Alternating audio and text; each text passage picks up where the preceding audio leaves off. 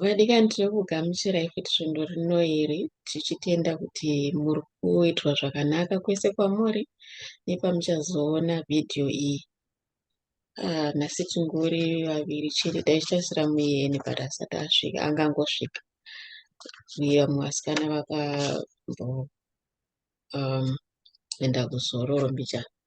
So nhasi toda kutaura nenyaya yekuteedzera kuti kukopa nechirungu kukopa. So ndaichitofunga hangu earlier on kuti mumba maMwari kashoma kuti zvitaurike zvokuti kana kuti uzvifunge. Ini ndinototaura ndichireva zvandakamboexperiensawo inini kuti pandakambozviita handambira ndafungawo nezvazvo sekuti zvakakosha. But ndotozoti munhu mukuru wofunga kuti ndakangojambira vadzimungu ndakangojambira kujoina chakati Mwari ndozvavanga vataura.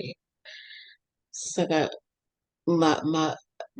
panenguva zhinji mumachechi zvinoitika kuti usina kumbozvifunga kwete kuti uchitema kuna Mwari, zvaangoipira kuti unenge uchingopotsa zvawakagadzirirwa naMwari. Kuti munhu unogona kuti une shamwari zvezvoti ndoda kujoina ashering kuchechi, kada kujoina dheko kuchechi, ndoda kuzojoina Sunday school. Iwo bva wamhanya kuti neniwo wobva wamhanya wotojoina unotanga kutousevhawo musunday school. Apa iwo pamwe Mwari vandori neimwe purpose yavakakuisira panyika isiri yesunday school but irimo muchechimo. Dzimwe nguva unogona kunge uchiiziva but unotya kuti uende panzvimbo yacho yaundoziva kuti wakadanwa naMwari kana kuti hausati wakuziva.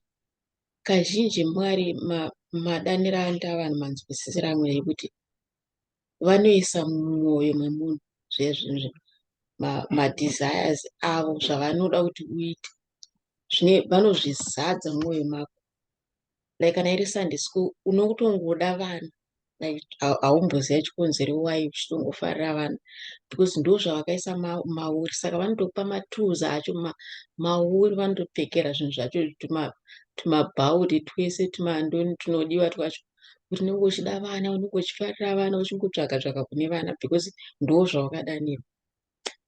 Pamwe kana uri asha unenge uchingoti pese pese pausambotumwa uchida unongokanganisika nemagariro evanhu sokuti vanhu vakambogara sei kana vanhu vadiko kurongwa ava zvakazoti zvikazoti because ndo zvakarukirwa mauri naMwari.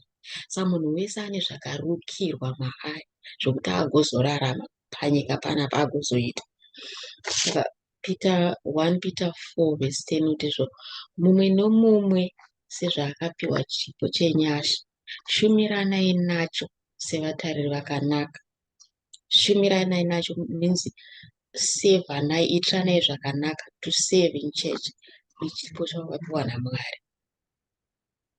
And tikaenda reEnglish inotizvo as each one has received a gift, minister it to one another as good stewards of the manifold grace of God. And tikazoenda kuti kuna Exodus 35. Saka paMozisi achitaura nevana veIsraeri anoti hanzi zvino Mozisi akati kuvana vaIsraeri, tarirai Jehovha wakadana nezita rake Bhezareri mwanakomana waUri, akamuzadza nomweya waMwari ave nokuchenjera nokunzwisisa nokuziva kwose nokugona marudzi ose amabasa, kuti afunge mano oumhizha nokubata nendarama nesirivheri nokuveza mabwe. Imagine kuti inini kudhara ndaisafunga that way but ndakazofunga kuti hapana chinhu chinogonekwa nemunhu panyika chisina kubva kuna Mwari. Mwari vakaisa umhizha hwese hunoitika pano papasi vanohuisa munhu iyeye anozvitanga iye. I can't explain how he does it. Zvangofanana nemunhu akatanga zvemagetsi amene kuti vakamuza kuti chimwe iye kuti ukajoinidza zvakati tozopedzisira taane malaisa akutobatidza magetsi. kana zveselfoni zvese izvo zvinobva kuna Mwari, zvakabva kuna Mwari. Saka that's why you find kuti ukasagrebha kana kuti ukasamira pachinzvimbo chako unotopodza zvawakagadzirirwa naMwari. Wotozoti mumwe musi wakudenga upenyu hwapera panyika, Mwari woti ndakakuti ukuzobata uri papapo, pamweya wakabata uri kune imwe kona kure kure zvisinei necalling yako yawakadaidzirwa. Saka it's very important kutsvaga vadikani, kutsvaga kunzwisa kuti Mwari vada kuti ndibate imba mavo. Ende kubata kwaMwari hakuzi kumba mavo chete, mucommunity maunogara chaimo chaimo. Kune munhu anotongofarira kuti munzvimbo maanogara munharaunda memo anenge achingoongorora kuti mune shirikadzi dzirimo here, mune vana vasina vabereki, ndovabatsira sei, toita sei, vachiunganidza vanhu vachidii kufoma magroup. Ndo calling yake iyo. Mwari vakatozvirukira maari munhu iye pamwe aziva kuti ndiMwari vakazvirukira, anongofunga kuti ndozvandiri, that's how I am. Anenge achida kutaura pavanhu kuti ndozvandirini because Mwari vakazvirukira pataverenga kuti Mwari vakaisa unyanzvi mune vanhu ava vachitaura. Saka munhu wese ane unyanzvi hwake hwaakaiswa. Mumwe munhu akaiswa uasha hwekuti akatangapo asha, so ndo zvake izvozvo, ndo akamira panzvimbo yake anyatsonzwa mwoyo wake uchivhakaira, uchinyatsonzwa kuti ndasvika pane zvangu, ende anoronga vanhu mazviro kwazvo kuti hapana kana kutambudzika kana kuchema kuti nei vanhu vakazogara sei, yeye zvikazoti. Unoziva kuti ukanga wakamira pane zvawakadanirwa naMwari, ukaita zvakarukirwa mauri naMwari, pane mufaro so unouya mauri, hautsananguriki. Unongonzwa kuti zvakaringana kuva pano, zvakanaka kuva pano, because uri mune zvako.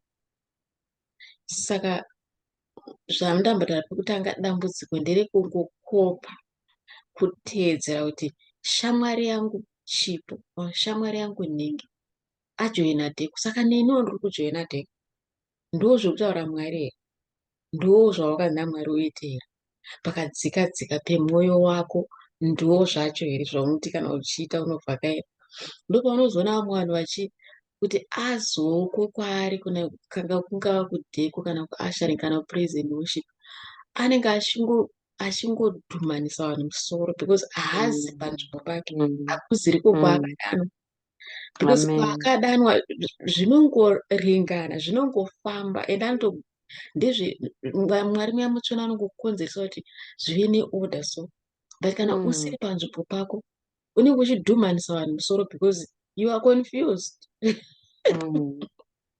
Saka adikani, ngatirege kuteedzera zvinhu, not only muchechi but muupenyu chaiwo generally. Mira pako, munhu hazvimbofa zvakaitwa kuti tifanane. Munhu nemunhu Mwari vakatoisa zvake zvakakwanira nzira iyoyo. Mumwe munhu anogona kunge achivava nevhangeri ino, achibuda moto, rimi remoto, achitanga kuda rimi remoto mukana, inobva kuti ndinozvigona zvaanoita izvozvo, ndoda kutoendawo kuchivhangeri, ndoda kuenda kuchifundisi. Apa hauna mbopera wanzwa Mwari achitouya kuchifundisi, ende wouya ikoko kutambudzika kwaunoita, wotanga kuchema uchiti Mwari vakandirasa, kuti ndakauya kubasa ravo, wotanga kublema Mwari, zvino nezvozvo, izvo nezvozvo. Apa iwo vamwe wakateedzera munhu akazvidanira munhu wawakakopa uyo, akatonzwa mumwoyo make kuti ndo zvakaiswa mandiri naMwari, saka ndakuenda kuchifundisi. Saka tese tine zvedu, and sometimes ndaitombotaura nemwe munhu kuti vanhu vanopushira munhu kusiriku sometimes. Munhu anogona kutanga kungoti toti pamwe anzwa kuti unogona zvekutaura zveshoko izvo, pamwe haunambodanwa kuita pasi, pamwe wakadanwa kunyatsoenda mustriti chaimo uchiparidza zvivhangeri, pamwe ndozvawakadaidzira. But vanhu vanotanga kuti mufundisi, uri mufundisi iwe, uri mufundisi, wakati wamufundisi bla bla bla. Iwe bva watoteedzera vanhu vanongoti mufundisi, ndofunga ndiri mufundisi chete.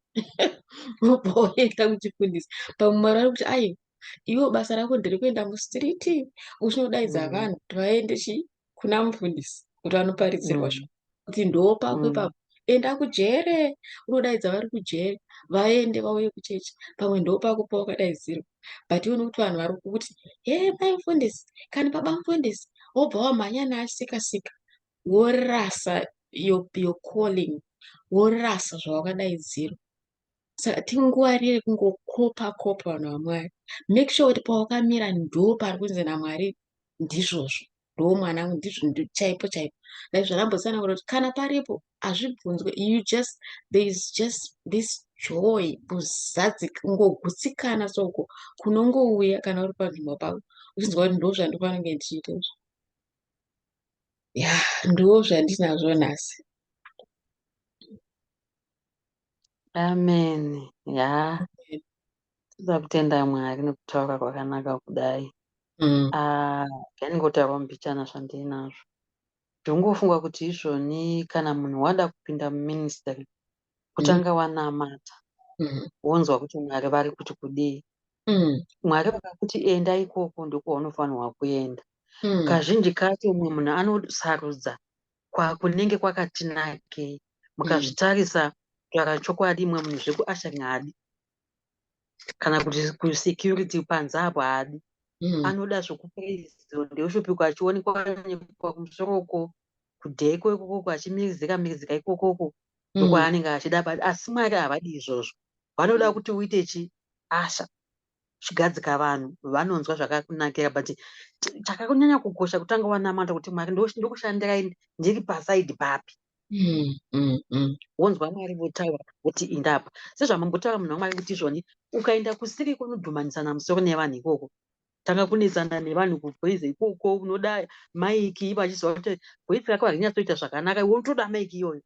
Wakutokanganisana nevanhu ikoko, mudheko macho machira anoda kunzwai, wakutosunga hazvisizvo, wakutokanganisana ikoko. Saka chakakosha kunamata Mwari wokuudza panzvimbo pako. Munhu nemunhu ane panzvimbo pako zvechokwadi. Kune vashumiri, kune vakadini, kune vadiri, zvese mabasa acho akawanda. Saka iwewe namata Mwari vakuudze panzvimbo pako paunonomira. Sezvamataura kuti kana munyika chaimo chaimo, zveshuwa mumwe anongowo mukopi chete kuti amire zvake chaizvo azvigone. Anongoda ndoda kuenda kuna nhingi, ndoda kuzoda zvisiri izvo. Saka Mwari vanoda kuti mumwe munhu amire panzvimbo pake. Ndosaka muchiona kuti kune maevangelist, kune mapastors, kune maelders, kuna madhikons. Mumwe nemumwe anoenda panzvimbo pake. Kana wobata zvinobva shoko raMwari kuna varomba kuti hanzi zvinobatirana kuti zvichiitire zvakanaka. Mumwe achibva nekuku, mumwe nekuku, nomumwe kuku. Panokopana mese muenda kuevangelist ko maticha wowanikwepi. Hakusisina. Saka Mwari ngavatidzidzise. Mumwe neiye zvino zvakatokosha kuti munhu aende anonamata kuti Mwari angu chapi nepapi. Hazvitombopi zvakakunetsa. Hazvidi kuti ukope nokuti takatosiyana. Ingava best friend yako, mubhesti wako, but takapuhwa zvakasiyana naShe. Ibhesti yako iyi but inoenda kupraise. Iwo kana Mwari vataura achiendawo kuashering, kana Mwari vataura achiendawo kudheko, kana Mwari vataura achiendawo mustriti uchiparidza kuti vazhinji vauye kunaShe, zvichingotiitira zvakanaka izvozvo. Saka mweya wekukopa Mwari ngavatibatsire tiusiye, kana kuti tirege kungofunga kune rimwe department rinenge rakati nakei rinongoonekwa. Kune rimwe kutoti vanhu vanonzi inda kunoinsida, munhu haadi izvozvo. Zvokunamata hapana anenge achimuona. Anoona kuti hasiko kwangu ndiko kunongokafonini izvo aiwa. Mwari vanokusimudzira uriko ikoko kuinda session ikoko. Saka Mwari vekudenga ngavatiwanire nyasha, timire panzvimbo dzedu, vatigonese kana timire zvakafanana nomunyika chaimo chaimo. Mumwe munhu akaona atenga imwe hembe anotoida, iye pamwe hazvisi kuenderana nezvauinazvo. Kungoda bedzi kuti zvadai ndinongofanana. Atenga mota yake newewo wakuda kutopindawo, waziva sei mari yako haisi kuenderana. Saka zvinhu zvese Mwari ngavangotidzidzisa tingoita zvinoenderana zvichitiitira zvakanaka. Ndizvo ndandinazvo hangu. Tinotenda Mwari. Tinotenda Mwari vadikani nekuteerera. Saka tinovimba kuti maitirwa zvakanaka. Kana paine avo vane confusion yekuti kunyatsoziva kuti pangu ndepapi, sezvambotaurwa naSechipo kuti ukanyengetera Mwari havambotadza kukuudza pako. unotonzwa mweya wako uchidokwaira kwako kwasvika wakadanirwa kuti zvavakarukira mauri zvinotongobuda, unotobva watoziva kuti izvi ndo zvangu izvi. Saka tichanamata tichivhara tozokuonai kuti svondo rinouya. Musakanganwe kusheya neavo munofunga kuti vangangofarira kuona, uye nekusubscribe vanenge vasati vasubscribe, so that kuti musazomisa zvinouya next week yatinamata. Baba, tinokutendai manheru ano. Toda kunyengetera vese vachateerera vhidhiyo iyi kuti kana paine vasingazive direction yeupenyu hwavo, kuti vobata sei kana kuti vobata papi mumba menyu, kana kubata papi mumakommunities mavanogara muupenyu hwavo chaivo, Mwari, tinonyengeterera zaruriro inobva kwamuri. Vazarurireiwo Mwari, kuti pavanonzwa shoko renyu mwoyo yavo ngaizarurirwe. Itai kuti mwoyo yavo idokwairire zvinhu zviri right, idokwairire zvinhu zvinobva kwamuri, zvamakavagadzirira, zvamakarukirira mavari, Mwari, kuti mumwe nemumwe makamupa zvake. Tinokutendai nekubatsira vana venyu. Tinokutendai nekuti muri Mwari vanonzwa munyengetero. Mazviita henyu nekutowanisa nguva yakadai, nemuzita ramambo Jesu. Amen. Amen. Amen. Bye bye, vadikani.